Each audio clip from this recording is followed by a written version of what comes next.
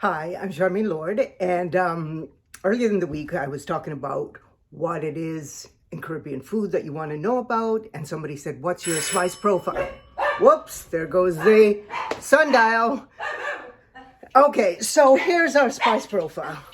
I think ginger for sure. Scotch bonnet.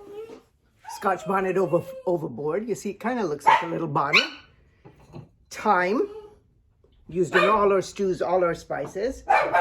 Nutmeg. Very common in drinks, in baking. And pimento, which actually, again, shows up in a lot of stews in our jerk sauce, but that's a whole other lesson. So that's what I'd say our spice profile is made up of. Ginger, thyme, Scotch bonnet, nutmeg, and the tiny but potent pimento. Try one, try both, try all.